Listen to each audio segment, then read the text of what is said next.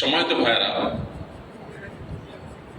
আমরা জানি নতুন একটি হিজরি সন আরম্ভ হয়েছে। নতুন হিজরি সন যেটি আরম্ভ হয়েছে, এই হিজরি সনকে কেন্দ্র করে আমরা আজকে কিছু কথা কোরআন এবং হাদিসের আলোকে কিছু বিষয় আপনাদের সামনে নিবেদন করতে চাই। আমরা জানি পৃথিবীতে নানা রকমের সন প্রচলিত আছে। আমাদের দেশে সবচেয়ে বেশি যে সনটার প্রচলন আছে, জানাশোনা আছে, সেটা কোন সন? ইংরেজি সন। আমরা যেটাকে ইংরেজি সন বলছি, আসলে সেটা ইংরেজি সন না, সেটা আসলে কোন সন? ঈসাই সন। খ্রিস্টান ধর্মের মানুষদের ধর্মীয় সন। এটা একটা ধর্মীয় সনকে পরিকল্পিতভাবে অথবা না বুঝে এটাকে ইংরেজি সন বলে, সেকুলার সন বলে সমাজে প্রচলন দেওয়া হয়েছে বা প্রচলিত হয়ে গেছে। ইংরেজি সন বলতে আসলে কিছু নেই। যে সনকে আমরা ইংরেজি সন বলছি, এটা মূলত খ্রিস্টীয় সন, ঈসাই সন। কারণ এই সনটির প্রবর্তন করেছেন কারা? খ্রিস্টানরা, ঈসাইরা। এই খ্রিস্টানরা তারা তাদের নবী, যাকে আমরাও নবী হিসাবে স্বীকৃতি দেই, শ্রদ্ধা করি, ভালোবাসি, আল্লাহ নবী ঈসা আলাইহিস সালাতু ওয়াস সালামের জন্মের বছর থেকে এই সনের গণনা তারা শুরু করেছে বলে তারা দাবি করে। যদিও ঈসা আলাইহিস সালামের জন্ম, এটার সন তারিখ নিয়ে তারা যে বক্তব্য দেয়, তারা যে বিশ্বাস স্থাপন করে, সেটা নিয়ে নানান বিতর্ক আছে, নানান আলাপ আছে, কিন্তু সেটা আমাদের আজকের আলোচ্য বিষয় নয়। আমাদের আলোচ্য বিষয় হলো এই যে যেটাকে আমরা ইংরেজি সন বলি, অথচ সেটা ঈসাই সন বা খ্রিস্টীয় সন, ঈশাব্দ বা খ্রিস্টাব্দ। এই ঈসাই সন বা খ্রিস্টীয় সন, এটা গণনা হয়েছে ঈসা আলাইহিস সালামের জন্মকে কেন্দ্র করে। ঈসা আলাইহিস সালামের জন্মের বছরকে তারা এক ধরে, তাদের সে ধরাটা সঠিক কি বেঠিক সেটা ভিন্ন আলাপ বলেছি। ঈসা আলাইহিস সালামের জন্মের বছরকে এক ধরে, এরপরে 2-3 গুনতে গুনতে এখন 2024 সন। তার মানে তাদের দাবি মতে আজ থেকে 2023 বছর আগে ঈসা আলাইহিস সালাম এর জন্ম হয়েছে।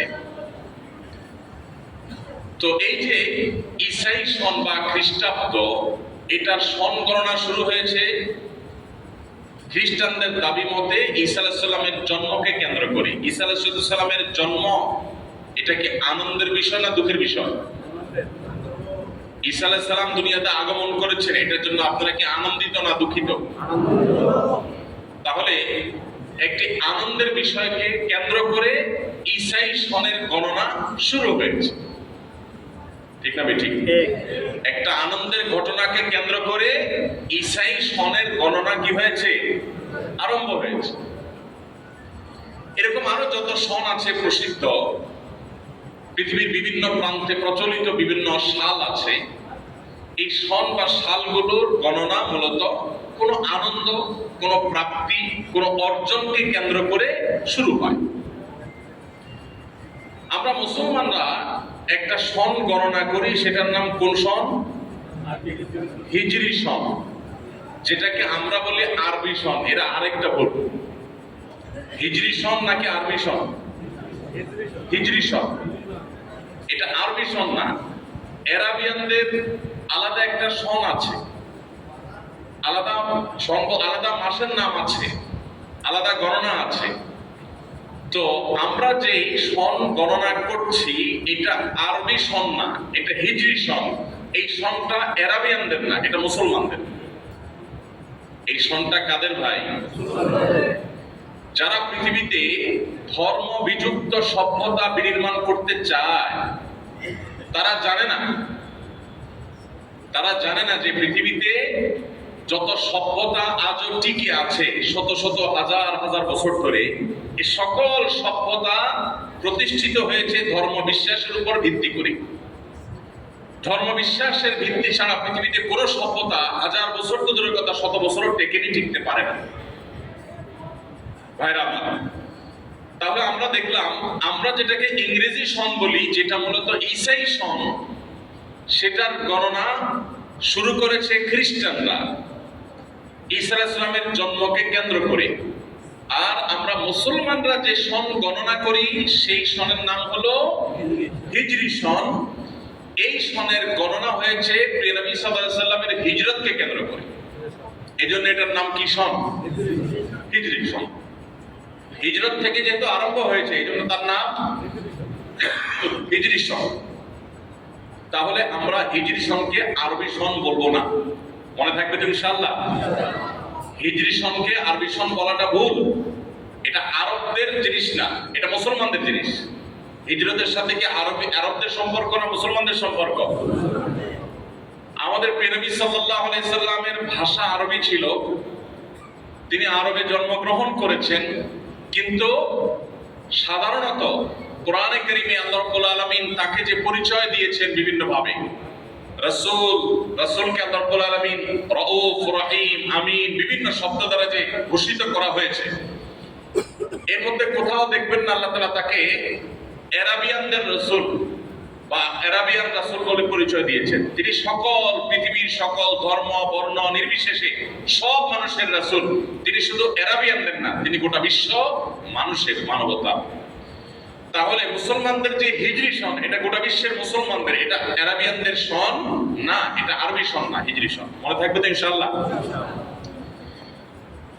আমি যে বিষয়টি মূলত এখানে বলতে চাচ্ছি সেটি হলো, প্রসিদ্ধ সমস্ত সন গণনাগুলো নিয়ে পর্যালোচনা করলে আমরা দেখব, বিশেষ করে ইংরেজি সন সম্পর্কে আমরা দেখলাম যে একটি আনন্দের সংবাদকে কেন্দ্র করে একটা সনের গণনা শুরু হয়েছে।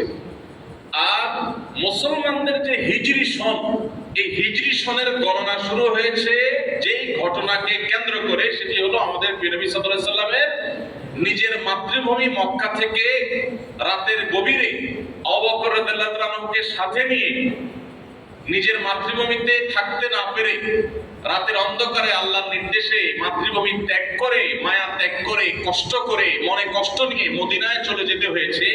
সেই হিজরতের ঘটনাকে কেন্দ্র করে আমাদের হিজরি সনের গণনা শুরু হয়েছে। হিজরতের ঘটনা, যেই ঘটনা নবী সাল্লাল্লাহু আলাইহি সাল্লাম নিজের মাতৃভূমিকে মনের বেদনা ব্যথা নিয়ে ছেড়ে যেতে হয়েছে এবং মক্কায় তাকে এসে আশ্রয় নিতে হয়েছে সাহাবীদেরকে সাথে নিয়ে, যেটা তার মাতৃভূমি না, যেটা তার আপন স্বদেশ ছিল না, যেখানকার মানুষ তাকে আশ্রয় দিয়েছেন। এই যে নিজের মাতৃভূমি ছেড়ে আরেক জায়গায় গিয়ে আশ্রয় নিয়েছেন, এটাই তো হিজরত। এই হিজরত জিনিসটা কি একজন মানুষের জীবনের কাঙ্ক্ষিত না অনাকাঙ্ক্ষিত? আমি কি বোঝাতে পেরেছি আপনাদেরকে? মানুষ নিজের মাতৃভূমি থেকে যদি তাকে চলে যেতে হয়, তার সব টুপলি টুপলা সব আপনার গুটিয়ে, সব ব্যাগ বাগেজ সব কিছু গুছিয়ে তাকে নিজের দেশ থেকে যদি বের করে দেওয়া হয়, সে দেশে থাকার মতো পরিবেশ যদি না রাখা হয়, তিনি যদি অন্য দেশে চলে যেতে হয়, অজানার উদ্দেশ্যে চলে যেতে হয়, নতুন জায়গায় চলে যেতে হয়, এটা কি পৃথিবীর কোনো মানুষের কাঙ্ক্ষিত হয়? সাধারণত কেউ এটা চায়? নিজের মাতৃভূমি থেকে কাউকে বের করে দিলে কারোর কাছে ভালো লাগে না। তো আমাদের নবী সাল্লাল্লাহু আলাইহি সাল্লামের যে হিজরত হয়েছে, তাহলে এটুকু আমরা বুঝলাম যে হিজরতের ঘটনা এটা বেসিক্যালি কোনো আনন্দের বা বাহ্যিকভাবে এটা কোনো আনন্দের ঘটনা নয়, ছিল না। এটা কোনো কাঙ্ক্ষিত ঘটনা ছিল না। তাহলে এটা কি মুসলমানদের অর্জন এবং গৌরবের বিষয় হিজরত? আমি কি বোঝাতে পেরেছি? প্রিয় নবী সাল্লাল্লাহু আলাইহি সাল্লামের হিজরতকে তাহলে কেন্দ্র করে কেন মুসলমানদের হিজরি সনের গণনা শুরু হয়েছে? একটা সনের গণনা যখন শত শত হাজার হাজার বছর পর্যন্ত হবে, তাহলে একটা আনন্দের ঘটনাকে কেন্দ্র করে হলে মুসলমানরা সেটার কথা স্মরণ করে নিজেরা ভালো লাগার কাজ করতো। সাধারণত মানুষ তো আনন্দের ঘটনাকে স্মরণীয় করে রাখতে চায় নাকি দুঃখের ঘটনাকে স্মরণীয় করতে চায়? দুঃখকে মানুষ স্মরণীয় করে রাখতে চায় না ভুলে যেতে চায়? কথা বুঝেন নাই? মানুষের জীবনের দুঃখ কষ্ট মানুষ স্মরণে রাখতে চায় না ভুলে যেতে চায়? ভুলে যেতে চায় না। আর আনন্দের সংবাদকে, আনন্দের ঘটনাকে সারা জীবন মানুষ স্মরণ করতে চায়, মনে রাখতে চায়। জীবনে আপনি কোথাও কোনো পদক পেয়েছেন, কোনো পুরস্কার পেয়েছেন, এটা সুন্দর করে আপনি টাঙিয়ে রাখিয়ে দেন, তাই না? কেন? কারণ এটা দেখলে আপনার ভালো লাগা কাজ করে, আপনার গৌরব এর কথা আপনার মনে ওঠে, তাই না? এখন মুসলমানদের জীবনে তো আনন্দ ছিল, এবং আপনারা জানেন হিজরি সনের গণনা হওয়ার যখন আলোচনা চলছিল যে কখন থেকে এই সনের গণনা শুরু করা হবে, এটা নিয়ে যখন পরামর্শ বসেছে সাহাবীদের মধ্যে, তখন অনেকের মত ছিল যে মুসলমানদের জীবনে যে গৌরবের বিষয়, যেমন নবী সাল্লাল্লাহু আলাইহি ওয়াসাল্লামের জন্ম তারিখ থেকে শুরু হওয়া, জন্মের সন থেকে শুরু হওয়া, কিংবা আপনার বদরের যুদ্ধ বা মক্কা বিজয় থেকে শুরু হওয়া, অর্থাৎ আনন্দের কোন একটা ঘটনা থেকে শুরু হওয়ার পরামর্শ অনেকের ছিল। কিন্তু শেষ পর্যন্ত সিদ্ধান্ত সেগুলো অনুযায়ী হয় নাই। সিদ্ধান্ত হয়েছে হিজরত থেকে সন গণনা শুরু হবে। তাহলে একটা আনন্দের সংবাদ দিয়ে সন গণনাটা কি শুরু হলো? কারণটা কি? আমার প্রশ্ন কি বুঝতে পারছেন? আমরা ইংরেজি সন যেটাকে বলছি, যেটা ঈসাই সন, সেই ঈসাই সন বা খ্রিস্টীয় সন আনন্দের ঘটনাকে কেন্দ্র করে শুরু হলেও মুসলমানদের হিজরি সনের গণনা শুরু হয়েছে যে ঘটনাকে কেন্দ্র করে, সেটা মূলত কোনো স্মরণীয় বা আনন্দের কোনো ঘটনা ছিল না। তারপরেও সেটা থেকে কেন শুরু করা হলো?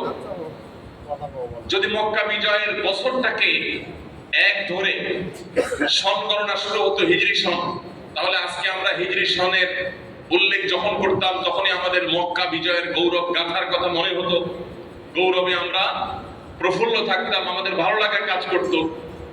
তাহলে হিজরত কেন হলো ভাইরা আমার? এর উত্তর হলো, হিজরত এটা মুসলমানদের জন্য তাদের সারা জীবনের সবচেয়ে বড় প্রেরণার উৎস। হিজরত মুসলমানকে কিয়ামত পর্যন্ত স্বপ্ন দেখাবে।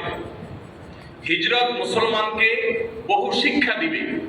যতবার হিজরতের কথা আমরা আলোচনা করব, যতবার হিজরি সনের কথা উল্লেখ করব, যতবার হিজরি সনের গণনা করব, যতবার হিজরি সনের স্মরণ আমাদের আসবে, হিজরি সনকে কেন্দ্র করে হিজরতের স্মরণ আসবে, ততবার আমরা ভেতর থেকে এক অবর্ণনীয় প্রেরণা, সাহস, স্বপ্ন আমরা দেখতে পাবো।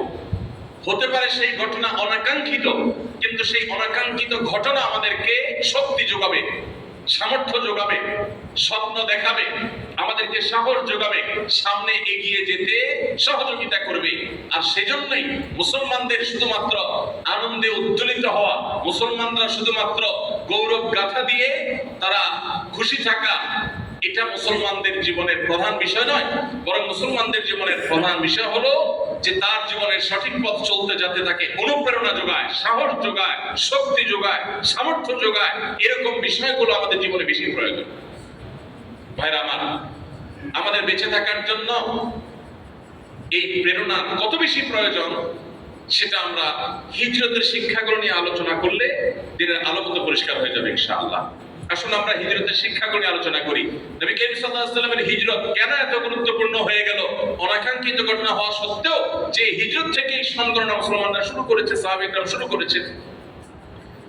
আনন্দের সংবাদকে স্মরণীয় সবাই করতে চায়, কিন্তু সাহাবীরা কেন দুঃখের সংবাদকে স্মরণীয় করতে চাইলেন? কারণ সাহাবীরা চেয়েছেন কিয়ামত পর্যন্ত পৃথিবীতে মুসলমানরা যখন আসবে, পৃথিবীর যে প্রান্তে মুসলমান থাকুক আর আসুক, তারা যেন নবী করিম সাল্লাল্লাহু আলাইহি ওয়াসাল্লামের হিজরতকে স্মরণ করেন হিজরি সনের মাধ্যমে। এবং হিজরতের ঘটনা যখনই তাকাবে, মুসলমান তখন সামনে চলার শক্তি পাবে। কিভাবে শক্তি পাবে? দেখুন, এক নম্বর, মুসলমান জানে এবং মুসলমান বিশ্বাস করে এবং বিশ্বাস করতে হয় তাকে, যেখানেই হক এবং সত্য থাকবে সেখানেই বাতিল উপস্থিত হবে। কোনো সন্দেহ আছে? না। পৃথিবীতে হক এবং সত্যের মশাল এবং ঝান্ডা যদি কেউ বহন করে, কেউ যদি তাওহীদের কালিমা উচ্চারণ করে, কেউ যদি সুন্নাতে রাসূলকে তার আদর্শ হিসাবে গ্রহণ করে, কেউ যদি ইসলামকে তার জীবনের একমাত্র আদর্শ হিসাবে মেনে নেয়, এই ব্যক্তির সামনে গোলাপ বিছানো থাকবে না কাঁটা থাকবে? গোলাপ যদি থাকেও কাঁটা অবশ্যই থাকবে, শুধু গোলাপ বিছানো কখনো থাকবে না। ভাইরা আমার, এই শিক্ষাটা কিন্তু হিজরত আমাদেরকে দিয়েছে। হিজরি সনে গণনা করতে গিয়ে যখন এই হিজরতের কথা আমাদের মনে পড়বে, তখনই আমরা নতুন করে হিসাব করতে পারবো। আমাদের সহজ হবে আমাদের জীবনের বাস্তবতাকে উপলব্ধি করতে, যে আমরা যারাই সত্যের উপরে চলতে চাইবো, ভালো পথে চলতে চাইবো, হালাল পথে চলতে চাইবো, আল্লাহর পথে চলতে চাইবো, আমাদের সামনে শত সহস্র বাধা আসবে। ইবলিস এবং তার দোসররা নানামুখী বাধা আমাদের সামনে সৃষ্টি করবে। কখনো মিথ্যা অপবাদ দিবে, কখনো আমাদের দুর্নাম করবে, কখনো আমাদের দুর্নামের অপচেষ্টা করবে, কখনো আমাদেরকে নানা রকম বিপদে ফেলার চেষ্টা করবে, কখনো আমাদেরকে বিভ্রান্ত করার চেষ্টা করবে, নানাবিধ চেষ্টা চলবে, কিন্তু হককে সামনে তারা যেতে দিবে না। এটা হলো তাদের প্রচেষ্টা। তারা যতই চেষ্টা করুক না কেন, আল্লাহর অঙ্গীকার হলো আল্লাহ হককে বিজয়ী রাখবেন। পৃথিবীতে যখন আল্লাহ বলার মতো কোনো মানুষও থাকবে না, আল্লাহ তাআলা পৃথিবীর এই সংসার সাঙ্গ করে ফেলবেন। ভাইরা আমার, আমাদের প্রিয় নবী সাল্লাল্লাহু আলাইহি ওয়াসাল্লাম মক্কায় যখন নবী হিসাবে তার আত্মপ্রকাশ ঘটলো, তিনি যখন নবুয়ত, রিসালাত এর প্রতি বিশ্বাস করার জন্য মক্কাবাসীকে আহ্বান করলেন, তাওহীদের প্রতি যখন তাদেরকে আহ্বান করলেন, তখন মক্কাবাসীর সবার তিনি বন্ধুতে পরিণত হয়ে গেছেন, তাই না? কি বলেন? নবী করিম সাল্লাল্লাহু আলাইহি ওয়াসাল্লাম যখন তাওহীদের একত্ববাদের দাওয়াত দিয়েছেন, তারা সবাই শিরক করত। তিনি বলছেন না, ইবাদত এবং উপাসনা কোন প্রতিমা, কোন মূর্তি, কোন মানুষ, কোন পাথরের নয়। মুসলমানের এই কপাল, মানুষের এই কপাল শুধুমাত্র নিবেদন করবে মহান আল্লাহর সামনে, আর কারোর সামনে না। কোন বাদ মতবাদ, কোন ইজম, কোন দল, কোন গোষ্ঠী, কোন দর্শনের সামনে মুসলমান নিজের আনুগত্যকে সঁপে দিবে না। মুসলমানের আনুগত্য সবার একমাত্র জায়গা হলো আল্লাহ রাব্বুল আলামিন। এই জন্য প্রিয় নবী সাল্লাল্লাহু আলাইহি ওয়াসাল্লাম তাওহীদের দাওয়াত দিয়েছেন। মক্কা যখন তিনি তাওহীদের দাওয়াত দিয়েছেন, তিনি যখন রিসালাতের দাওয়াত দিয়েছেন, তার রাসূল হওয়ার ঘোষণা দিয়েছেন এবং আল্লাহর একত্ববাদের পথে যখন আহ্বান করেছেন, তখন মক্কাবাসী তার সে আহ্বানে সবাই সাড়া দিয়ে তাকে ফুলের মালা দিয়ে বরণ করে নিয়েছেন, তাই না? বরং মক্কার অলিতে গলিতে, রাস্তায় ঘাটে, পাহাড়ে, প্রান্তরে, প্রতিটা জায়গায় মক্কার কাফেররা, মুশরিকরা প্রতিরোধ গড়ে তুলেছে। ঠিক না ঠিক? নির্যাতন এর স্টিম রোলার কি ছিল সে দীর্ঘ আলোচনা করার প্রয়োজন নেই, আমরা কম বেশি সবাই জানি। নবী করিম সাল্লাল্লাহু আলাইহি ওয়াসাল্লামের জীবনে যে এত বাধা এসেছে ভাই, এত বাধা এসেছে, এত বিপত্তি এসেছে, এটা তিনি মানুষকে তাওহীদের দাওয়াত দেওয়ার আগে কি তার উপরে এসেছিল? বুঝেন নাই?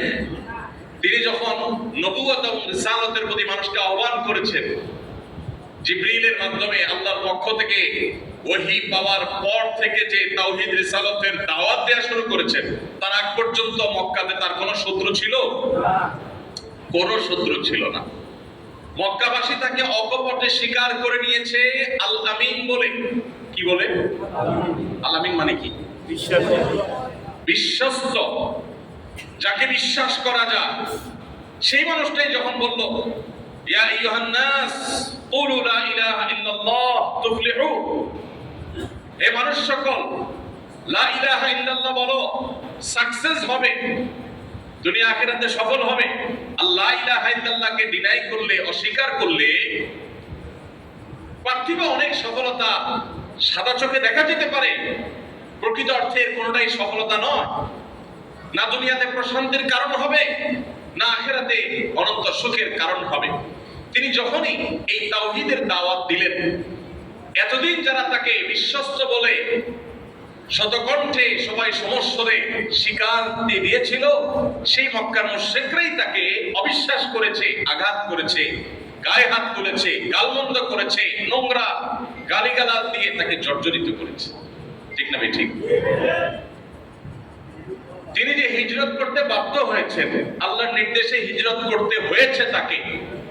এই হিজরতটা করতে হয়েছে যে প্রেক্ষাপটে বা যে প্রেক্ষিতে, সেটি হলো তাওহীদ এবং রিসালাতের দাওয়াত দিয়েছেন, সেজন্যই তাকে হিজরত করতে হয়েছে। যদি তিনি তাওহীদের দাওয়াত না দিতেন, একত্ববাদের দাওয়াত না দিতেন, শিরকের বিরুদ্ধে কথা না বলতেন, তিনি যদি বিদআতের বিরুদ্ধে কথা না বলে সুন্নাহর পক্ষে যদি কথা না বলতেন, তাহলে তাকে মক্কা থেকে বের হতে হতো? তাহলে হিজরত আমাদেরকে শিক্ষা দেয়, ও মুসলমান, তুমি পৃথিবীর যে প্রান্তিক থাকো, যে ভাষারই হও, যেই দেশেরই হও, যেই রঙের বর্ণেরই হও, তুমি জেনে রাখবে, তুমি লা ইলাহা ইল্লাল্লাহু মুহাম্মাদুর রাসূলুল্লাহ বলবে আর তোমার পাও শুধু গোলাপ বিছানো থাকবে, এটা তুমি আশা করবে না। বরং তুমি যখন ঈমানের পথে আসবে, তোমার এই পথে বহু বাধা আসবে, এমনকি তোমার জীবনও চলে যেতে পারে, ব্যবসা বাণিজ্য, ক্যারিয়ার, তোমার পুরো জীবন শেষ হয়ে যেতে পারে। কারণ এই পথে তোমাকে অনেক রেস্ট্রিকশন মেইনটেইন করে চলতে হবে। একজন ছাত্র, আপনি পরীক্ষার হলে আপনি নকল করতে পারবেন না, কারণ ইসলাম আপনাকে এলাও করে না, আল্লাহর কাছে জবাবদিহি করতে হবে। আরেকজন আল্লাহর ভয় নাই, সে মুসলমান না, সে করতে পারতেছে। একজন মুসলমানের জীবনে পদে পদে বাধা আছে, সে চাইলেও অনেক ক্ষেত্রে অনেক কিছু করতে পারে না। পার্থিব অনেক কিছুতে সে বাহ্যিক দৃষ্টিতে হয়তো পিছিয়ে থাকে, কিন্তু এরপরও সে তার আদর্শে চুল পরিমাণ ছাড় দিবে না। এই শিক্ষা দিয়েছে কে? হিজরতে। হিজরত আমাদেরকে শিক্ষা দিয়েছে না ভাই? প্রিয় নবী সাল্লাল্লাহু আলাইহি ওয়াসাল্লাম যদি মক্কার মুশরিকদের দাবি মেনে নিত, তারা প্রস্তাব করেছিল যে মুহাম্মদ, ঠিক আছে, তুমি যেহেতু এক আল্লাহর ইবাদতের দাওয়াত দিচ্ছ আর আমাদের বাপ দাদারা প্রতিমা পূজা করতো, আমরা সেটা করি, তো এক কাজ করো, এক বছর তোমার আল্লাহর ইবাদত পূজা আমরা সবাই মিলে করি, আরেক বছর তোমরা সবাই মিলে আমাদের প্রতিমার পূজা করো, ভাগাযোগে চলো। এখন এরকম একটা আহ্বান পাওয়া যায় না? ধর্ম যার যার, সবাই মিলে জুলে করি, এরকম একটা আহ্বান নবী করিম সাল্লাল্লাহু আলাইহি সাল্লামকে যখন করা হয়েছে, নবী সাল্লাল্লাহু আলাইহি সাল্লাম তখন সেটাকে মেনেছেন না অস্বীকার করেছেন? তিনি বলেছেন, আল্লাহ তাআলা সূরা নাযিল করে তাকে জানিয়ে দিয়েছেন, লা আ'বুদু মা তা'বুদুন, তোমরা যাদের ইবাদত করছো আমি তাদের ইবাদত করব না, করতে পারি না, এটা আমার আদর্শ না, আমার বিশ্বাস না। আমি বলছি যে আশহাদু আল্লা ইলাহা ইল্লাল্লাহ, আবার তুমি বলতেছো প্রতিমা পূজা করতে, আমি মুখে বলছি আল্লাহ ছাড়া ইবাদত, দাসত্ব পাওয়ার উপযুক্ত আর কেউ নাই, সব সৃষ্টি। আর তুমি আমাকে সে সমস্ত সৃষ্টির পূজা করতে বলছো, নিজে হাতে তৈরি করে তাকে পূজা করতে বলছো, এটা আমি করব না। মুসলমান কত আত্মসম্মান বোধ সম্পন্ন, মুসলমানের আত্মমর্যাদা কত হাই লেভেলের, এটা আমরা অনেকে চিন্তাও করতে পারি না। তো নবী সাল্লাল্লাহু আলাইহি ওয়াসাল্লাম মক্কার মুশরিকদের সে আহ্বানে সাড়া দেন নাই দেখি তাকে মক্কা থেকে বের হতে যেতে হয়েছে। হিজরতকে কেন্দ্র করে কেন হিজরি সনের গণনা সাহাবায়ে কেরাম শুরু করেছেন, যেন মুসলমানের জীবনের পদে পদে যখনই বাধা আসবে, সত্যের পথে চলতে গিয়ে যখনই বাধা আসবে, অবলীলায় সবাই সুদ ঘুষের কারবার করে লাল লাল হয়ে যাচ্ছে, লক্ষ লক্ষ কোটি কোটি টাকার মালিক হয়ে যাচ্ছে, ঘুষের কারবার করে নানা রকম অপরাধে জড়িয়ে তারা সমাজপতি হয়ে যাচ্ছে, আর আপনি একই শিক্ষায় শিক্ষিত হয়ে বরং তার চাইতে আরো বেশি যোগ্যতার অধিকারী হয়ে কোন রকম কুড়ির ঘরে আপনার থাকতে হচ্ছে। আপনার প্রমোশন হয় না, তার প্রমোশন তরতর করে হয়। সে পরীক্ষায় এক গাদা নাম্বার পায়, নকল করতে পারে, আপনি পারেন না। সে অনেক অন্যায় করতে পারে, আপনি অন্যায় করতে পারেন না। এই যে বাধাগুলো আসবে, এই বাধাগুলো যখন আসবে তখন হিজরত আমাদেরকে প্রেরণা যোগাবে, আমাদের পিঠে হাত দিয়ে আমাদেরকে সাহস দিবে, বলবে যে সামনে চলো, অন্যায়ের সামনে কোনো আপোষ করবে না, কোনো মাথা নত করবে না, কোনো ছাড় দিবে না। আদর্শ, ঈমান, তাওহীদের ক্ষেত্রে চুল পরিমাণ বিন্দু পরিমাণ ছাড় দেয়া চলবে না। তুমি সামনে চলো। মনে রাখবে, তোমার নবীর জীবনে এরকম বাধা এসেছে, তিনি আপোষ করেননি, তিনি সামনে চলেছেন, এরপরে তার জীবনে জয় এসেছে না পরাজয় এসেছে? হিজরতের পরের ইতিহাসটা আনন্দের ছিল, বিজয়ের ছিল। হিজরতের ঘটনা বেদনার থাকলেও এই বেদনার ইতিহাস থেকেই পরবর্তীতে আনন্দের হাসির ইতিহাসের জন্ম হয়েছে। বদরে মুসলমানরা হাসে নাই? খন্দকে প্রথমে মুসলমানরা কেঁদেছেন, কষ্ট করেছেন, পরে হাসেন নাই? উহুদে মুসলমানরা কষ্ট করেছেন, ক্ষয়ক্ষতির সম্মুখীন হয়েছেন, কিন্তু চূড়ান্ত এবং শেষভাবে নবী সাল্লাল্লাহু আলাইহি সাল্লামকে হত্যার গুজব ছড়িয়েছিল মক্কা মুশরিকরা, তিনি সেই গুজবকে মিথ্যা প্রমাণ করে সাহাবীদের মাঝে ফিরে এসেছেন, সাহাবীদের আনন্দ ফিরে এসেছে, মক্কা বিজয় হয়েছে, গোটা বিশ্বের প্রান্তে প্রান্তরে ইসলাম পৌঁছে গিয়েছে। যে ইসলামের গলা চিপে ধরতে চেয়েছিল মক্কার মুশরিকরা, মক্কা থেকেই যেন বের না হয় সেই চেষ্টা করেছে তারা। মক্কাতেই যে ইসলামকে তারা দাফন করতে চেয়েছিল, সেই ইসলাম শুধু মক্কাতেই প্রস্ফুটিত হয় নাই। আজকে পৃথিবীর এমন কোন কাঁচা পাকা ঘর নেই, পৃথিবীর এমন কোন সিটি শহর নেই, পৃথিবীর এমন কোন জায়গা নেই যেখানে ইসলামের দাওয়াত, ইসলামের সৌরভ, ইসলামের গ্রাম সেখানে পৌঁছে নেই। যে ইসলামকে গলা চিপে হত্যা করতে চেয়েছিল মক্কার মুশরিকরা মক্কাতে, সেই ইসলাম গোটা পৃথিবীতে ছড়িয়ে পড়েছে না পড়ে নাই? যে হিজরত আমাদেরকে শিক্ষা দিয়েছে যে তোমার জীবনে বাধা আসবে, তুমি প্রস্তুত থাকো, কিন্তু খবরদার বাধায় তুমি ভেঙে গেলে চলবে না। মুসলমান ভেঙে পড়বে না, মুসলমানকে শক্ত থাকতে হবে। তোমার আদর্শের ক্ষেত্রে কোনো ছাড় দিবে না। অনেক ভাই ব্রাদার আছেন আমাদের, বলে ভাই ধর্মকর্ম করার আগে এত বিপদ দেখি নেই, এখন যখন ধর্মকর্ম শুরু করছি, নামাজ কালাম শুরু করছি, এখন দেখি একটার পর একটা বিপদ, ব্যবসা বাণিজ্যের অবস্থা খারাপ, বন্ধু বান্ধব সব পর হয়ে যাচ্ছে, যেখানে যাই শুধু বাধা। আমি বলি যে এটাই হলো আল্লাহ রাব্বুল আলামিনের কাছে আসার লক্ষণ। আল্লাহর কাছে যখন মানুষ আসে তখন আল্লাহ তাআলা তার পরীক্ষা করেন। আর যেগুলো আগে থেকে দূরে, out of syllabus, out of class, তার কোনো পরীক্ষা নেই। ভাইরা আমার, কেন সাহাবায়ে কেরাম হিজরতের মতো অনাকাঙ্ক্ষিত ঘটনা থেকে হিজরতের সন গণনা, হিজরি সন গণনা শুরু করেছেন? কারণ হিজরত আমাদের প্রেরণা। হিজরত আমাদের কি ভাই? প্রেরণা। হিজরত আমাদেরকে শিক্ষা দেয় যে হক যেখানেই কাজ করবে, তুমি একাও যদি হকের কথা বলো, তোমার সামনে বাতিল আসবেই। আমরা ফজর নামাজের সময় যখন মুয়াজ্জিন আযান দেয়, অ্যালার্ম দিয়ে শুই আমরা, ফজর নামাজে উঠার সময় আমাদের খুব আরাম লাগে না কষ্ট লাগে? কথা বলেন। ফজর নামাজে ঘুম ছেড়ে, আরামের ঘুম ছেড়ে উঠে মসজিদে গিয়ে নামাজ পড়তে আরাম লাগে না কষ্ট লাগে? সবার কষ্ট লাগে। আচ্ছা, কারণ কি? এমন কোন পাপ দেখাইতে পারবেন যে পাপ করতে মানুষের কষ্ট লাগে? সাধারণত যে কোনো পাপ করতে মানুষের কি লাগে? মজা লাগে, ঠিক না বেঠিক? আর যে কোনো ভালো কাজ করতে মানুষের কষ্ট লাগে না খারাপ লাগে? সাধারণত খারাপ লাগে, মন চায় না। এই যে যেখানেই হক আছে সেখানে কি আছে? বাতিল আছে। যেখানে আপনি ভালো পথে চলতে চাইবেন সেখানে বাধা আছে। এই বাধাটা কে দেয়? শয়তান দেয়, ইবলিস দেয়, যাকে আমরা দেখি না কিন্তু সে আছে। প্রত্যেকটা মানুষের পেছনে পেছনে আছে। আমরা এখানে যতজন মানুষ আছি সবার পেছনে কমপক্ষে একজন করে ইবলিস বরাদ্দ আছে। তার কাজ হলো আপনাকে কি করা? জাহান্নামে নেওয়া, ধোঁকা দেওয়া, প্রতারিত করা। এই জন্য পদে পদে আল্লাহ তাআলা শয়তান থেকে আমাদের ক্ষমা চাওয়া, দোয়া শিক্ষা দিয়েছে। ভাইরা আমার, তাহলে হিজরত আমাদেরকে শেখায় যে তোমার জীবনে সত্য এবং ন্যায়ের পথে চলতে গেলে, ভালো পথে চলতে গেলে বাধা মনে চাইবে না, নামাজ পড়তে ইচ্ছা করবে না, কিন্তু তোমাকে পড়তে হবে। তোমার খারাপ দিকে যেতে মন চাইবে কিন্তু যাইবে না তুমি, বাধা আসবে, কিন্তু বাধা তোমাকে ডিঙ্গাতে হবে, ওভারকাম করতে হবে। তাহলে কি হবে? নবী করিম সাল্লাল্লাহু আলাইহি ওয়াসাল্লাম হিজরতের যে প্রেক্ষাপট ছিল, মক্কাতে যে বাধাগুলো ছিল, সেগুলো তিনি ডিঙ্গাতে পেরেছেন, মাথা নত করেন নাই। আদর্শের ক্ষেত্রে আল্লাহ তাআলা তাকে চূড়ান্তভাবে বিজয় দিয়েছেন না দেন নাই? এজন্য ভাই, হিজরত আমাদের প্রথম যে শিক্ষাটা দিয়েছে সেটা হলো যে হক এবং বাতিলের দ্বন্দ্ব চিরন্তন। যে নবী করিম সাল্লাল্লাহু আলাইহি ওয়াসাল্লাম আল আমিন ছিলেন, বিশ্বস্ত ছিলেন তাদের কাছে, তিনি তাদের কাছে খারাপ হয়ে গেলেন যখন তাওহীদের দাওয়াত দিলেন।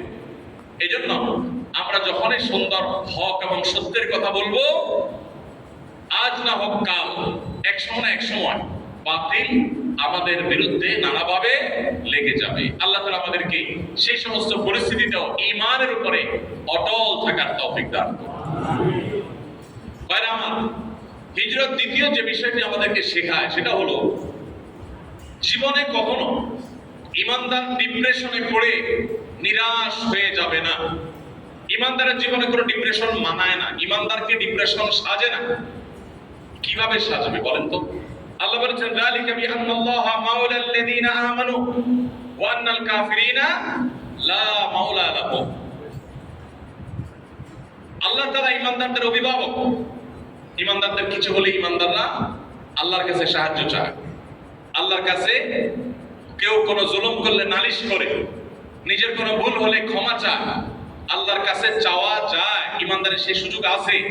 আল্লাহ বলেছেন যালিকা বিআন্নাল্লাহা মাওলাল্লাযীনা আমানু, আল্লাহ রাব্বুল আলামিন ইমানদারদের অভিভাবক। ইমানদারদের চাওয়ার বলার একটা জায়গা আছে। ওয়া আন্নাল কাফিরিনা লা মাওলা লাহুম, আর কাফেরদের কোনো অভিভাবক নাই।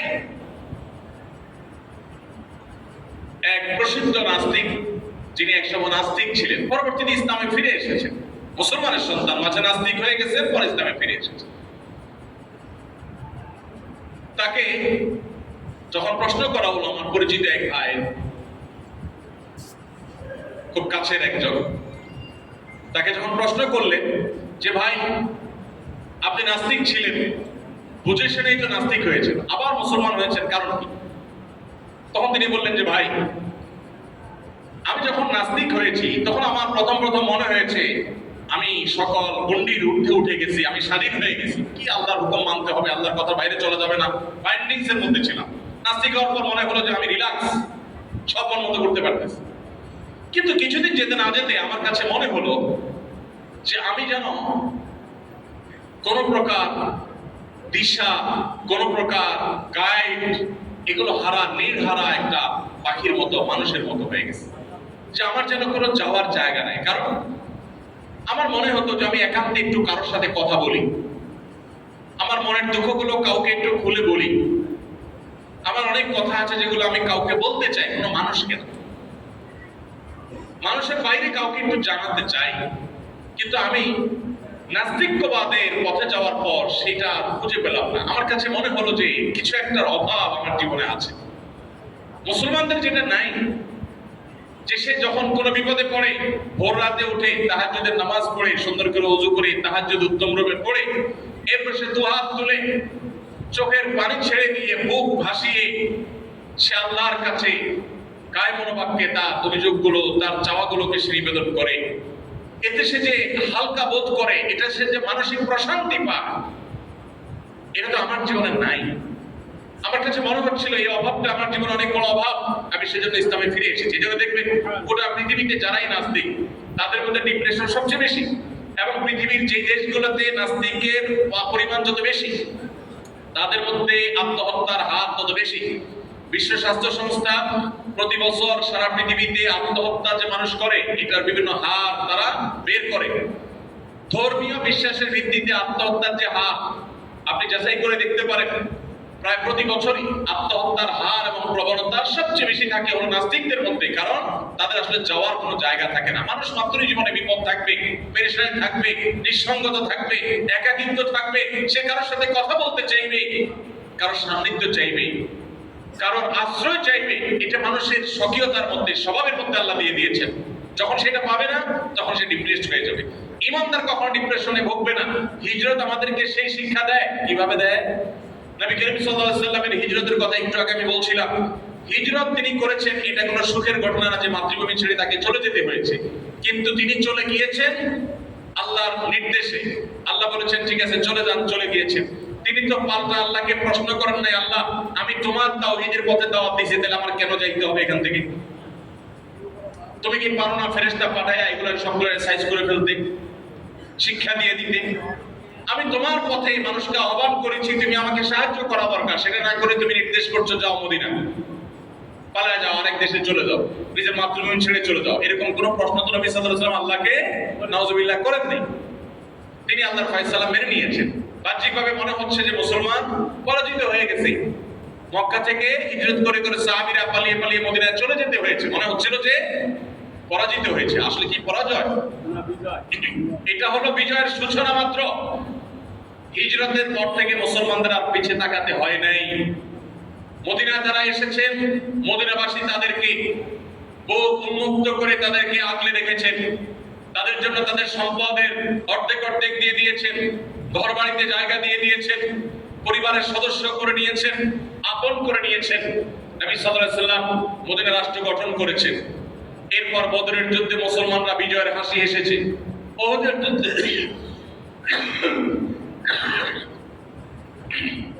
ওহদের যুদ্ধে সাময়িক গ্লানি এবং কষ্ট পেরেশানির মধ্যে পড়লেও চূড়ান্তভাবে মুসলমানরা পরাজিত হননি। এরপর একের পর এক অভিযানগুলোতে মুসলমানরা সামনে এগিয়েছে। এবং একসময় যখন হুদায়বিয়ার সন্ধি হয়েছে, তখনও মনে হচ্ছিল যে মুসলমানরা বোধহয় কাফেরদের সব শর্তগুলো মেনে নিয়ে বোধহয় তারা পরাজয়ের গ্লানিতে আছে। সাহাবীদের অনেকের মন খারাপ ছিল। অথচ সেই হুদায়বিয়ার সন্ধি থেকে আরেক বিজয়ের সোপান, আরেক বিজয়ের সিঁড়ি খুঁজে পাওয়া গেল। এর অল্প সময়ের ব্যবধানে মুসলমানরা মক্কা বিজয় করলেন। এমন ভাবে বিজয় করলেন যে মক্কা থেকে তাদেরকে তাড়িয়ে দেওয়া হলো, যে মক্কা তাদের থাকতে দেওয়া হলো না, সেই মক্কা তারা শুধু বিজয় করলেনই না, অনেকটা রক্তপাতহীন ভাবে, প্রায় রক্তপাতহীন ভাবেই মক্কা বিজয় করেছেন এবং বীরের বেশে মক্কা প্রবেশ করেছেন, নিজের মাতৃভূমিকে স্বাধীন করেছেন।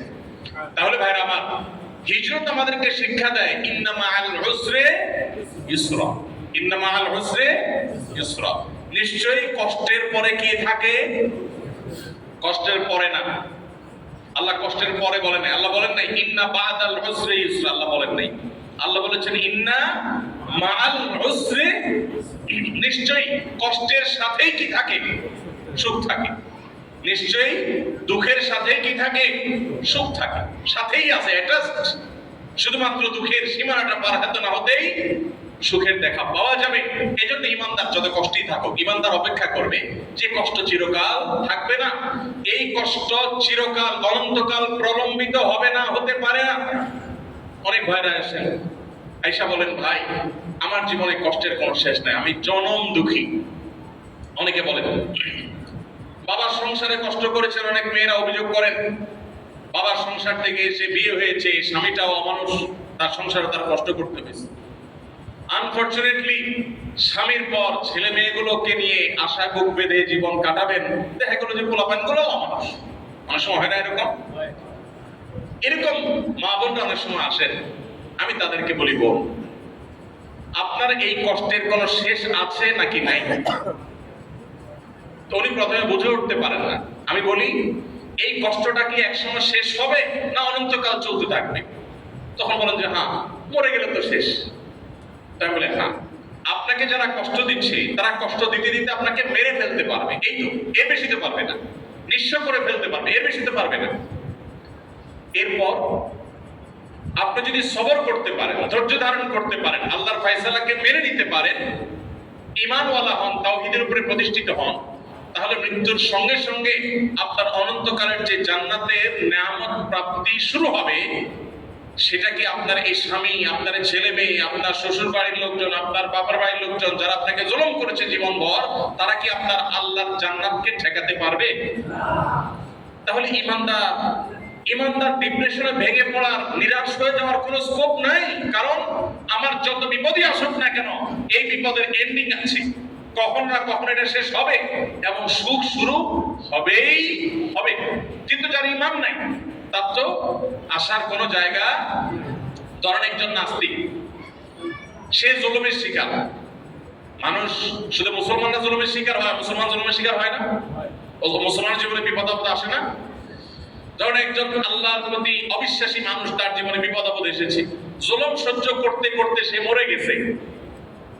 তার এই দুঃখের শেষ হয়ে সুখের শুরু হবে এমন কোন আশার জায়গা আছে? কেন নাই? যেহেতু ঈমান নাই, মরার পরে জাহান্নাম। আর জীবনভর সে দুঃখ ভোগ করে গেছে, এর কোনো সান্ত্বনা আছে? আর ঈমানদারের সান্ত্বনা আছে, আমার যত বিপদ হয়ে হোক, আমাকে একজনে কষ্ট দিচ্ছে, দেখ কত দিবে, আল্লাহ একদিন ওর বিচার করবেই করবেন। কোন সন্দেহ আছে? না। কোন সন্দেহ আছে? ফামাই ইয়ামাল মিসকালা যাররাতিন শাররাই, যারা পরিমাণ খারাপ কাজ করেছে, মন্দ কাজ করেছে, জুলুম করেছে, তাকে তার প্রায়শ্চিত্ত পেতেই হবে, মিস করবে না। আল্লাহ রাব্বুল আলামিন আহকামুল হাকিমিন, দুনিয়ার বিচারক, ভুল করে, আল্লাহ ভুল করেন না, আল্লাহর কোনো ভুল হয় না। সো ঈমানদারের বড় একটা সান্ত্বনা হলো হিজরত। কেন সাহাবায়ে কেরাম হিজরতের ঘটনা থেকে হিজরি সরণি গণনা শুরু করেছেন? কারণ হিজরত আমাদেরকে শেখায়, যখনই আমাদের বিপদ আসে, কষ্ট আসে, দুঃখ আসে, কঠিন সময় আসে, হিজরত এসে আমাদের কানে কানে বলে, মুসলমান খবরদার, তুমি ডিপ্রেসড হবে না, তুমি দুশ্চিন্তাগ্রস্ত হয়ে আশাহত হবে না, মনমরা হবে না। ওয়ালা তাহিনু ওয়ালা তাহজানু ওয়া আনতুমুল আ'লাউনা ইন কুনতুম মুমিনিন। ভাইরা আমার, তাহলে হিজরতের ঘটনা, আমাদের হিজরতের ঘটনার স্মরণ আমাদের জন্য উপকার আসে না ক্ষতি আসে? হিজরতের ঘটনা কি আমাদের উপকার করে না ক্ষতি করে? হিজরতের ঘটনা আমাদেরকে প্রেরণা যোগায়, শক্তি যোগায়, সামর্থ্য যোগায়, তাই না? হিজরতের ঘটনা আমাদেরকে দুঃসময়ে পাশে দাঁড়ায়। হিজরতের ঘটনার স্মরণ যখনই হবে তখনই আমরা আবার ঘুরে দাঁড়াবার শক্তি, সামর্থ্য, শিক্ষা এবং স্বপ্ন দেখতে পারবো ইনশাআল্লাহ।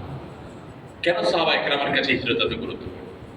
সবাই তো শুধুমাত্র আনন্দের ঘটনাকে স্মরণীয় করে রাখতে চায়। মুসলমানেরা তারা আনন্দের ঘটনা নয়, তাদের জীবনের একটা কঠিন ঘটনাকে, কঠিন একটা সময়কে তারা, নবীর জীবনের সবচেয়ে কঠিন সময়টাকে তারা স্মরণীয় করে রেখেছে, যাতে সেই কঠিন সময়ের স্মরণ মুসলমানকে সামনে এগিয়ে যেতে সাহায্য করে। আল্লাহ আমাদের প্রত্যেকের জীবনের পদে পদে হিজরতের শিক্ষা থেকে শিক্ষা গ্রহণ করে সামনে এগিয়ে যাওয়ার তৌফিক দান। আমিন। ভাইরা আমার, হিজরত আমাদেরকে শিক্ষা দিয়েছে যে কিভাবে কঠিন সময় সহজ সময়ে পরিণত হয়, একটা দুঃখের সময় কিভাবে সুখের সময় পরিণত হয়।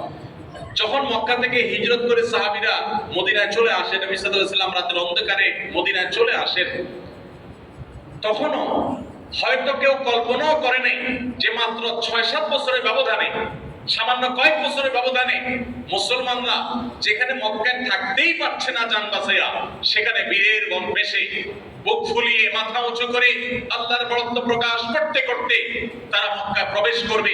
গোটা মক্কা তাদের কর্তলগত হবে, যারা জুলুম করেছে তারা সবাই প্রধানত হবে। অস্ত্রের জোরে না, কোনো মানুষ হত্যা করে নয়, রক্তপাত করে নয়। একরকম নবী করিম সাল্লাল্লাহু আলাইহি ওয়াসাল্লামের যে বিশাল বড় বহর নিয়ে মদিনা থেকে মক্কার পথে রওনা দিয়েছেন, এই বহরের কাছেই মক্কার সমস্ত মানুষ নতি স্বীকার করেছে। ন্যূনতম প্রতিরোধ করার মতো মানসিক শক্তি পর্যন্ত তাদের ছিল না। এইভাবে আল্লাহ তাদেরকে দুর্বল করে দিয়েছেন। তবে হিজরত মনে হতে পারে কঠিন সময় মুসলমানদের জন্য, কিন্তু এই কঠিন সময় মুসলমানদের জীবনে সহজ এবং ভালো সময়ের সূচনা করেছে, ভালো সময়ের জন্ম দিয়েছে। এর অল্প ব্যবধান পরে মুসলমানরা চিরকালের জন্য হাসি হেসেছেন, মক্কাকে কিয়ামত পর্যন্ত সময়ের জন্য বিজয় করেছেন এবং স্বাধীন করেছেন। নিজের সমস্ত কষ্টের গ্লানি তারা দূর করেছেন আল্লাহর অনুমতি সাপেক্ষে। আল্লাহ সে তৌফিক দিয়েছেন। অতএব জীবনে যখনই কঠিন সময় আসবে, হিজরতের এই শিক্ষাটা যেন আমাদের মনে পড়ে। স্মরণ থাকবে তো ইনশাআল্লাহ। নাম্বার 3, হিজরত আমাদেরকে শেখায় মুসলমান প্রত্যেকটা কাজ করবে অত্যন্ত গোছানো এবং পরিকল্পিতভাবে। আমাদের নবী সাল্লাল্লাহু আলাইহি ওয়াসাল্লামের হিজরত নিয়ে অনেক গবেষণা হয়, এখনো অনেক গবেষণা, অনেক স্টাডি হয়, অনেক রিসার্চ হয় যে নবী সাল্লাল্লাহু আলাইহি ওয়াসাল্লাম কিভাবে হিজরত করেছেন। তার হিজরতে এরকম সুনিপুণ পরিকল্পনা ছিল, এত চমৎকার প্ল্যান মাফিক হিজরত করেছেন তিনি, যে সেটা রীতিমতো এখনো গবেষণার খোরাক। আপনারা জানেন নবী সাল্লাল্লাহু আলাইহি ওয়াসাল্লাম হিজরত করবেন যখন মনস্থির করলেন, এর আগে 2টা বৈঠক হয়েছে মদিনার মানুষদের সাথে, মিনার আশেপাশে পাহাড়ের এলাকাতে বায়াতে আকাবা যেটাকে বলা হয়, সেখানে মদিনাবাসীর হাতে হাত রেখে নবী সাল্লাল্লাহু আলাইহি ওয়াসাল্লাম তাদের বায়াত গ্রহণ করেছেন। এরপর নবী সাল্লাল্লাহু আলাইহি ওয়াসাল্লাম হিজরতের সিদ্ধান্ত যখন নিলেন আল্লাহর অনুমতি সাপেক্ষে, তিনি সেটাকে সম্পূর্ণ গোপন রাখলেন। এতটাই গোপন রেখেছেন যে নিজের কাছের লোকজনকেও বলেন নাই, কাউকে বলেন নাই। কারণ কিছু মানুষকে বললে সেটা আস্তে আস্তে লিক হয়ে যেত, আর মক্কার মুশরিকরা, শত্রুরা, কাফেররা তখন চান্স পেয়ে যেত, নবী সাল্লাল্লাহু আলাইহি ওয়াসাল্লামকে আর যেতে দিত না, আটকে ফেলত। তিনি বিষয়টাকে গোপন রাখলেন। আবু বকর রাদিয়াল্লাহু আনহুকে শুধুমাত্র এলান দিয়ে রেখেছেন প্রস্তুত থাকার জন্য, তিনি প্রস্তুত। এদিকে আলী রাদিয়াল্লাহু আনহুকে, যে রাতে তিনি হিজরত করে মক্কা থেকে চলে গেছেন মদিনায়, ওই রাতে তিনি যেখানে শুয়েছেন তার শোয়ার জায়গায় আলী রাদিয়াল্লাহু আনহুকে ডেকে এনে শুইয়ে দিয়েছেন। তাকে সেখানে শোয়ায় রেখে তারপর নবী সাল্লাল্লাহু আলাইহি ওয়াসাল্লাম বের হয়েছেন। কেন করেছেন এটা? তার বিছানা খালি রেখে আসতে পারতেন, কিন্তু আরেকজনকে ডেকে এনে সেখানে কেন শোয়ালেন? যাতে করে মক্কার যে মুশরিকরা তাকে এতদিন ধরে গভীরভাবে পর্যবেক্ষণ করছে, মনিটর করছে, নজরদারিতে রাখছে, তাদের চোখে যেন ধুলি দেওয়া যায়, তারা যেন বিভ্রান্তিতে পড়ে যায়।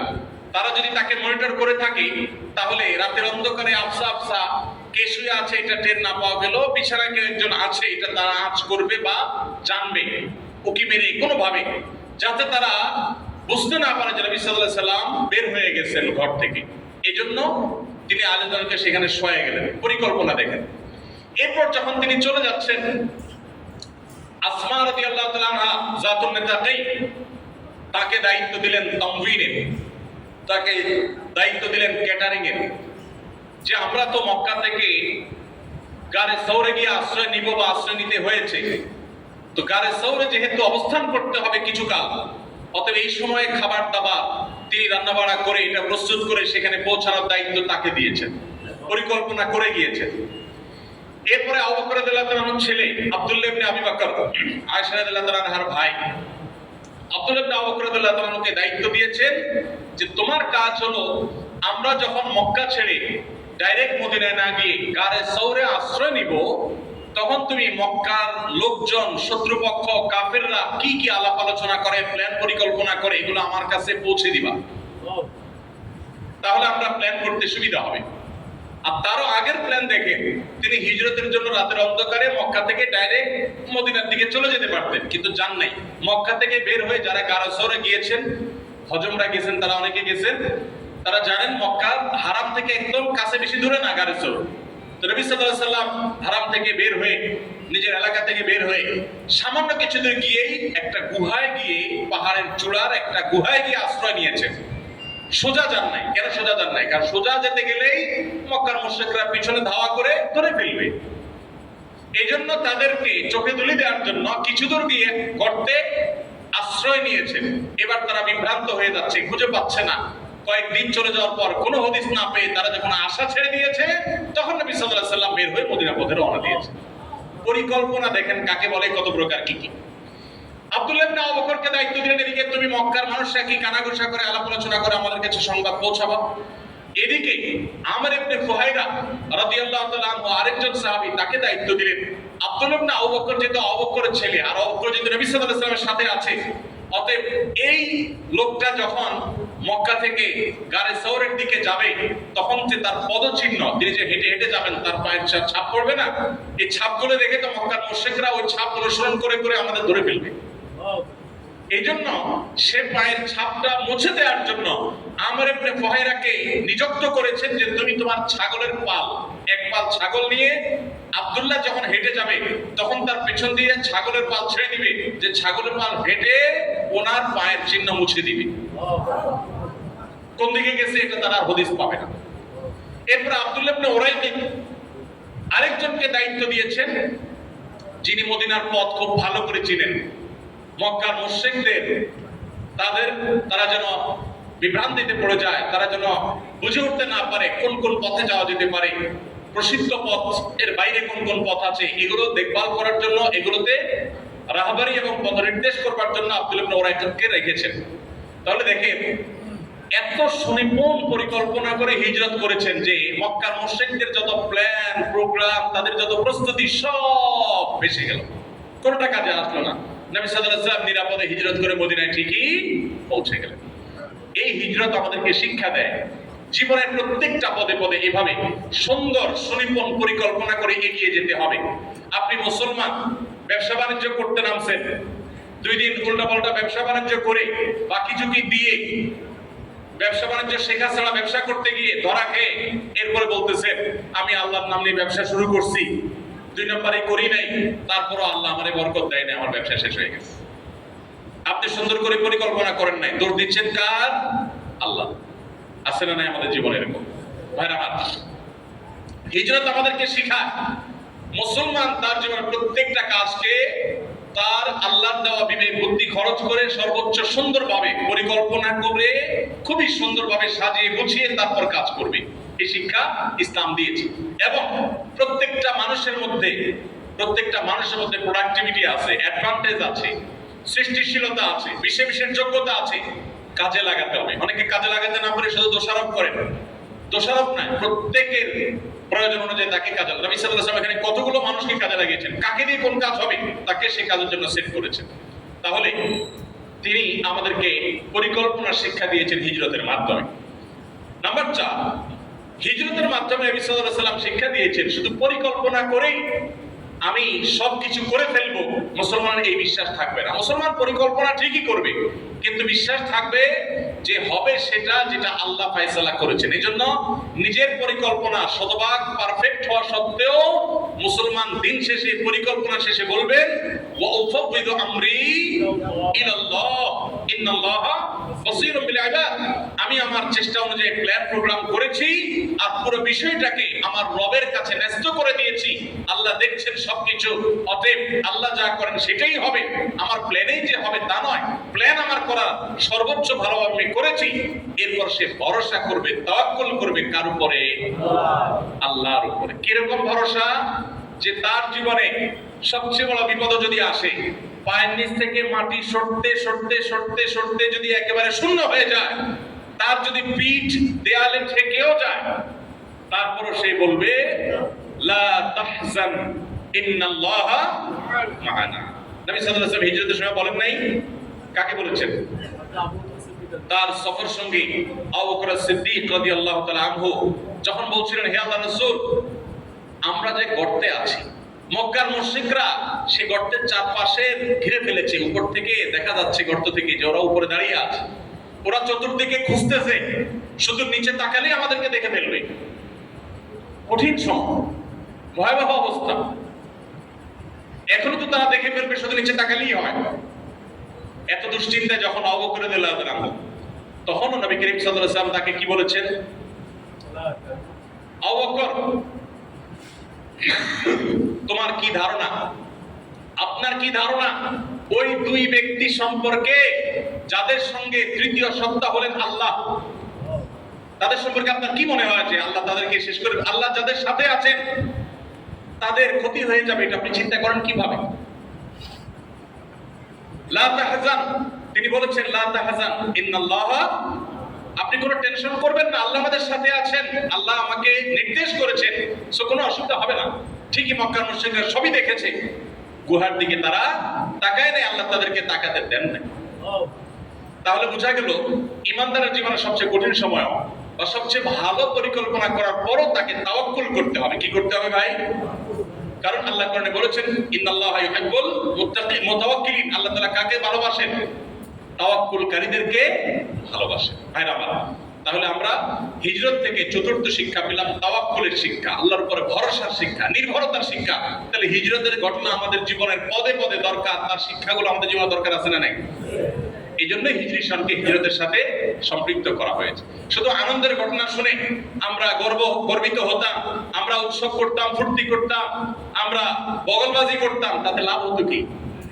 আমাদের জীবনের কঠিন সময় থেকে শিক্ষা নেওয়ার জন্য হিজরত থেকে হিজরি সন শুরু হয়েছে। সর্বশেষ এবং 5 নম্বর শিক্ষা হলো আত্মত্যাগ। হিজরত আমাদের কি শিক্ষা দিয়েছে ভাই? আত্মত্যাগ শিক্ষা দিয়েছে। কিভাবে স্যাক্রিফাইস করতে হয়। আপনি হিজরতের আত্মপান্ত যদি অ্যানালাইসিস করেন, স্টাডি করেন, আপনি দেখবেন ত্যাগ ছাড়া কিছু নেই। প্রিয় নবী সাল্লাল্লাহু আলাইহি ওয়াসাল্লাম ত্যাগ করছেন, আবু বকর রাদিয়াল্লাহু আনহু ত্যাগ করেছেন, সাহাবায়ে কেরাম যারা হিজরত করেছেন একজন একজন করে সবাই কি করেছেন? ত্যাগ করেছেন। অতএব কোন মুসলমান আল্লাহর প্রিয় পাত্র হতে হলে, জান্নাতি হতে হলে, তার ত্যাগ ছাড়া আল্লাহর প্রিয় পাত্র হওয়ার, জান্নাতি হওয়ার কোনো সুযোগ। এখন আপনি প্রশ্ন করতে পারেন, ভাই নবী করিম সাল্লাল্লাহু আলাইহি ওয়াসাল্লাম নিজের মাতৃভূমি ত্যাগ করে মদিনায় এসেছেন, সাহাবায়ে কেরাম যারা হিজরত করেছেন সবাই মাতৃভূমি ত্যাগ করে মদিনায় এসেছেন, তাদের জীবনের ত্যাগ করেছেন, বাট আমরা কিভাবে ত্যাগ করব? এই প্রশ্নের উত্তর নবী সাল্লাল্লাহু আলাইহি ওয়াসাল্লামের ভাষায় আমি দিতে চাই। বুখারী মুসলিম একযোগে বর্ণনা করেছেন, নবী করিম সাল্লাল্লাহু আলাইহি ওয়াসাল্লাম বলেছেন, ওয়াল মুহাজিরু মান হাজারা মা নাহাল্লাহু আনহু, আল্লাহর কাছে মুহাজির ওই ব্যক্তি, শুধুমাত্র মাতৃভূমি ত্যাগ করলেই মানুষ হিজরতকারী হয় না, তারা তো হিজরতকারী আছেনই, এর পাশাপাশি আল্লাহ যা নিষেধ করেছেন সেই নিষিদ্ধ বস্তুকে যে ব্যক্তি ত্যাগ করে আল্লাহর খাতিরে, মাতৃভূমি ত্যাগ করতে যেরকম মানুষের কষ্ট লাগে, দুঃখ লাগে, মন চায় না, তারপরে তাকে ত্যাগ করতে হয়, ঠিক একইভাবে কোন হারাম, কোন অন্যায়, কোন অপরাধ, কোন খারাপ কাজ, এটা ত্যাগ করতে মানুষ চায় না, কিন্তু আল্লাহর জন্য যদি সে ত্যাগ করে, সে যদি স্যাক্রিফাইস করে, সে যদি ছেড়ে দেয়, এই ব্যক্তি আল্লাহর খাতে মুহাজির হবে ইনশাআল্লাহ। তাহলে আমাদের মুহাজির হওয়ার সুযোগ হারাম কাজ বর্জন করার মধ্য দিয়ে। আপনি সুদ ঘুষের কারবার করতে পারেন, সবাই করে লাল হচ্ছে, বাট আপনি করছেন না, ত্যাগ করছেন। এই যে স্যাক্রিফাইস করছেন, এটাই হলো আপনার হিজরত। এটাই হিজরত শব্দের অর্থই হলো ত্যাগ, এটাই হলো আপনার স্যাক্রিফাইস। মুসলমানের জীবনটাই হবে স্যাক্রিফাইসের, বিনিময়ে লাভ করবে অনন্ত অসীম কালের জান্নাতের। আর যারা মুসলমান না, তারা দুনিয়াতে ভোগ করবে, ভোগ করতে চাইবে, বাহ্যিকভাবে ভোগ করবে হয়তো, বাট মানসিক প্রশান্তি তাদের হবে না। দুশ্চিন্তা, ডিপ্রেশন, মনের কষ্ট নিয়ে তাদের জীবন তারা পার করে ফেলবে।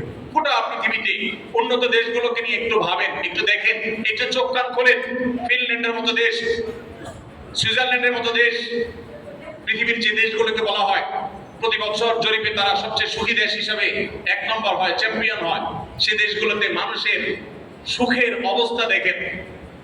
সুখীদের বলা হয় বিভিন্ন ক্রাইটেরিয়া, তাদের পরিবেশ, অপরাধ প্রবণতা কম থাকা, তাদের শিক্ষা দীক্ষার ব্যবস্থা, তাদের ওখানকার এনভায়রনমেন্ট, প্রকৃতি, সব কিছু মিলিয়ে, আর্থিক অবস্থা, এগুলো মিলিয়ে তাদেরকে সুখী দেশ হিসাবে নিরূপণ করা হয়, নির্বাচন করা হয়। কিন্তু ব্যক্তিগত পর্যায়ে মানুষের মধ্যে ডিপ্রেশন, কষ্ট, মনোবেদনা এত বেশি যে আত্মহত্যা করবার জন্য রাষ্ট্র জনগণকে আইন করে অধিকার দিয়ে দিতে হয় যে মরতে চাই বা মরতে পারো। এত বেশি মানুষ নিজে নিজে মরতে চায়।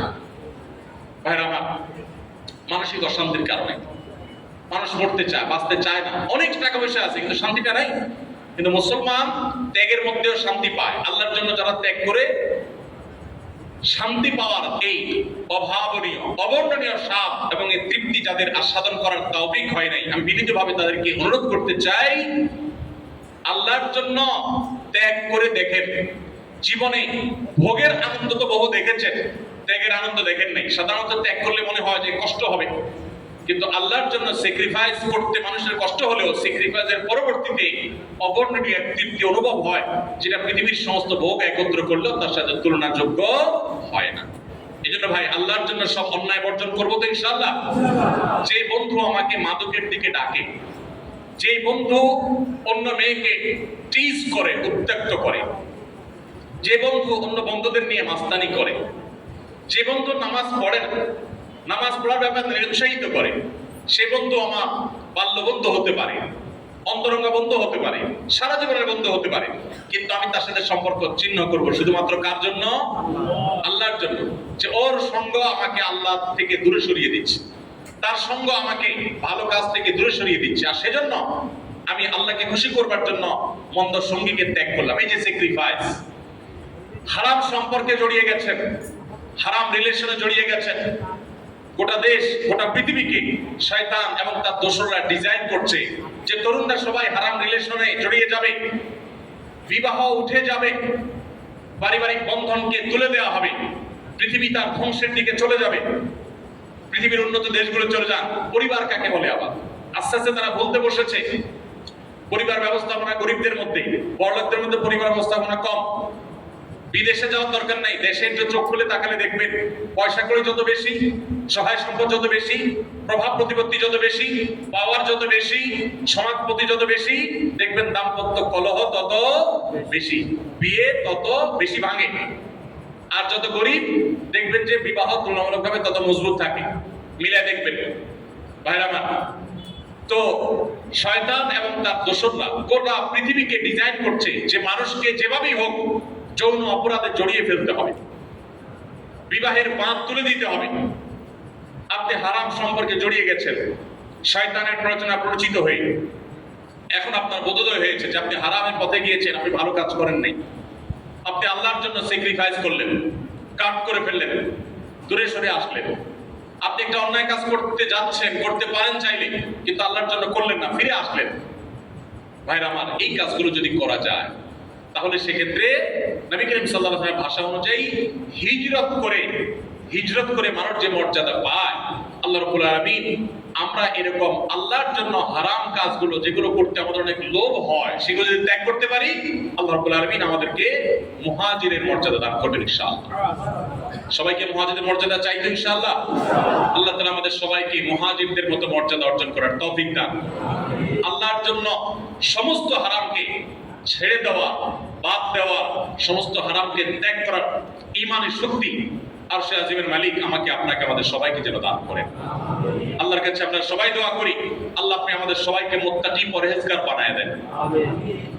ওরা ভোগের আনন্দ পেয়েছে, আল্লাহ আমাদেরকে আপনার নির্দেশে ত্যাগের যে তৃপ্তি আনন্দ সেটা আস্বাদন করার তৌফিক দান। ভালো করে দেখবেন, কোনো কাজ করতে মন চাচ্ছে, কাজটা অবৈধ হারাম, যদি আল্লাহর জন্য ছেড়ে দেন, ছাড়তে কষ্ট হবে, কিন্তু ছেড়ে দেওয়ার পর একটা সময় আপনার অনেক ভালো লাগে কাজ করবে, তৃপ্তি কাজ করবে। আপনি চোখ দিয়া সোশ্যাল মিডিয়াতে ফেসবুকে স্ক্রল করতে গিয়ে বা রাস্তাঘাটে কোনো হারাম নারীকে দেখার সুযোগ আছে, কিন্তু আপনি দেখলেন না, আল্লাহর জন্য কন্ট্রোল করলেন। কন্ট্রোল করতে কষ্ট হবে, কিন্তু যখন পরিবেশটা জায়গাটা চেঞ্জ হয়ে যাবে, লোকটা চলে যাবে, চোখের আড়াল হয়ে যাবে, তখন আপনার মনের মধ্যে অবর্ণনীয় একটা স্বাদ আপনি অনুভব করবেন। একটা হাদিস রয়েছে, যদি হাদিসের সনদটি জয়ীফ, কিন্তু হাদিসের মর্ম বিভিন্নভাবে প্রমাণিত। সেটা হলো, যদি কেউ চোখের জেনা, চোখ দিয়ে হারাম জিনিস দেখে আনন্দ পাওয়ার যে অপরাধ, সেই অপরাধ থেকে বেঁচে থাকার জন্য কেউ সংগ্রাম করে, কষ্ট করে, দেখবো না আমি আল্লাহকে খুশি করব, আল্লাহ দেখছেন, আল্লাহর কাছে শাস্তির মুখোমুখি হইতে হবে, সেই ভয় থেকে কেউ যদি নিজেকে নিয়ন্ত্রণ করে, কষ্ট সে সাময়িক হয়তো পাক। হাদিসের মধ্যে বর্ণিত হয়েছে, আবদালতুহু ঈমানান ইয়াজিদু হালাওয়াতাহু ফি কলবিহি, তার অন্তরের মধ্যে ঈমানের মধুরতা সে অনুভব করতে থাকে, সে টের পায়, তার মধ্যে খুশি লাগে কাজ করে যে আল্লাহর হুকুমটা রক্ষা করতে পেরেছি, আমি নিষেধ থেকে বেঁচে থাকতে পেরেছি। তাকওয়ার একটা মজা আছে ভাই। আল্লাহ তাআলা আমাদের সবাইকে সেই স্বাদ, সেই মজা আস্বাদন করার তৌফিক দান করুন। সবাই চেষ্টা করবো তো ইনশাআল্লাহ।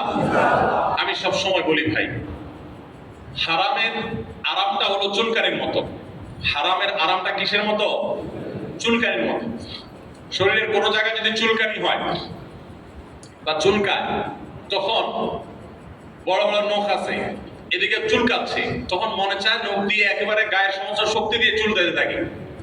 তখন অনেকে এরকম জোরে চুলকায়, জোরে জোরে চুলকানোর সময় অনেক স্বাদ লাগে, খুব তৃপ্তি, একেবারে চুলকানের যে জ্বালাটা পুরোটা মিটানো হয়ে গেছে। কিন্তু চুলকায় শেষ করে নখ বড় বড় নখ দিয়ে বড় বড় করে জোরে জোরে চুলকাইছে, চুলকায় শেষ করার পরে কি হয়? জ্বালা শুরু হয় কি হয় না? চুলকাইতে কিন্তু মজা লাগে, এরপরে কি হয়? জ্বালা শুরু হয়। যত মানুষ অপরাধ করে, অপরাধ করার সময় খুব মজা পায়, অপরাধ করে সারার পর, শেষ করার পর একটা সময় জ্বালা শুরু হয়। এই যে যত দুর্নীতিবাজ ধরা পড়তেছে দেখেন না, একটার পর একটা আছে না? যখন টাকা পয়সা কামায়া লালে লাল হয়ে গেছে, আঙ্গুল ফুলে কলা গাছ হয়ে গেছে, তখন তো খুব মজ মাস্তি আর ফুর্তিতে ছিল। ধরা পড়ার পর মান, সম্মান, ইজ্জত, আত্মীয় স্বজন, সমাজ কোথাও মুখ দেখাবার সুযোগ নাই। বাকি জীবন বিদেশে পালিয়ে, চোরের মতো পালিয়ে পালিয়ে দুনিয়া থেকে গ্লানি নিয়ে, অপমানিত অবস্থায়, দুঃখ এবং কষ্ট নিয়ে যখন চলে যাচ্ছে, এই মুহূর্তে যদি তাদের সাক্ষাৎকার নেওয়া যেত, আমি নিশ্চিত নির্ঘাত তারা বলতো যে হায়, এ সকল অবৈধ উপার্জন না করে নিজ দেশে সম্মান নিয়ে যদি দুনিয়াতে বেঁচে থেকে দুনিয়া থেকে যেতে পারতাম, সেটা অনেক ভালো ছিল। তারা ওই কানাডার বেগম পাড়ায় বাড়ি করে অনেক সুখে শান্তি থাকতে পারে, কিন্তু দিন শেষে সবাই জানে যে লোকটা চোর, সে দুর্নীতিবাজ, সে ডাকাত। এই গ্লানি নিয়ে তার ছেলে মেয়ে, তার পরিবার মরণ পর্যন্ত ধুকতে ধুকতে মরবে এবং যাবে। ওই যে চুলকানির সময় মজা ছিল, চুলকানি শেষ হওয়ার পরে জ্বালা শুরু হয়েছে। এই জন্য ভাই, হারাম বর্জন করব, বর্জন করতে কষ্ট হলেও হারামে যাব না, যদিও আরাম হয় সেখানে। মনে থাকবে তো ইনশাআল্লাহ? যতজন বিবাহ বহির্ভূত অবৈধ সম্পর্ক জড়িয়ে যাচ্ছেন, আরাম বা মজা হয়তো পাচ্ছেন, কিন্তু মনে রাখবেন চুলকানির পরবর্তী যে জ্বালা, এটাও আপনার জীবনে শুরু হবে, অপেক্ষায় থাকে। আর কিছু লোক আছে, চুলকানি শুরু হলে তারা চুলকায় না। তারা কি করে না? চুলকায় না, তারা একটু হালকা ডলে ডলে কোন রকম জ্বালাটা থামায় রাখে। এদের কি পরে জ্বালা পোড়া হয়? হয় না। এই জন্য ভাই, হারাম করার স্বার্থ জীবনে বহু দেখেছেন। হারাম থেকে বেঁচে থাকার কষ্ট আছে, কিন্তু কষ্টের পর যে স্বাদ আছে সেটা অনুভব করার চেষ্টা করেন। সবচেয়ে বড় স্বাদ শুরু হবে মৃত্যুর পর, অনন্তকাল পর্যন্ত সেটা চলতে থাকবে। আল্লাহ রাব্বুল আলামিন আমাদের সবাইকে ইবাদতের স্বাদ, হারাম বর্জন করার স্বাদ আস্বাদন করার তৌফিক দান করুন। গোটা পৃথিবীর মানুষ যদি অপরাধের স্রোতে গা ভাসাতে থাকে, আল্লাহ আমাদেরকে স্রোতের বিপরীতে চলার তৌফিক দান করুন। হিজরতের শিক্ষা আমাদের জীবনের পদে পদে ধারণ করার তৌফিক দান করুন। মনে থাকবে তো ইনশাআল্লাহ ভাই? আমরা আবারও বলছি, এক নজরে হিজরতের শিক্ষাগুলোর ভিতরে 1 নম্বর হলো, হিজরত আমাদেরকে শিক্ষা দেয়, স্মরণ করিয়ে দেয় যে আমরা যখনই জীবনে সততার পথে চলবো, সত্যের কথা বলবো, তখনই সেখানে বাধা আসবে, মন চাইবে না, মানুষজন চাইবে না, আত্মীয় স্বজন চাইবে না, নানা রকমের বিপদ আসবে, বিপত্তি আসবে। এগুলোর জন্য আগে থেকে প্রস্তুত থাকবো। কিন্তু যত বিপদই আসবে, নবী সাল্লাল্লাহু আলাইহি ওয়াসাল্লাম যেরকম হিজরতে নিজের আদর্শকে বিকিয়ে দেন নাই, আমরা আমার আদর্শে কোনো ছাড় দেব না। ঈমান এবং তাওহীদে কোনো ছাড় দেব। নবী সাল্লাল্লাহু আলাইহি ওয়াসাল্লাম যেরকম নিজের মাতৃভূমি ছেড়ে দিয়েছেন, তবু ঈমান ছাড়ে নাই। আসহাবে কাফের যুবকেরা ঠিক একইভাবে নিজের মাতৃভূমি ছেড়ে দিয়েছেন, তবু তাওহীদ ছাড়েন নাই। আমিও আমার জীবনে সবাইকে ছাড়তে হয়, ছাড়বো। সবার সাথে সম্পর্ক ছিন্ন হইলেও হোক, সবাই নাখোশ হলেও হোক, তো আমি আমার আদর্শ আর ঈমান কখনো ছাড়বো না।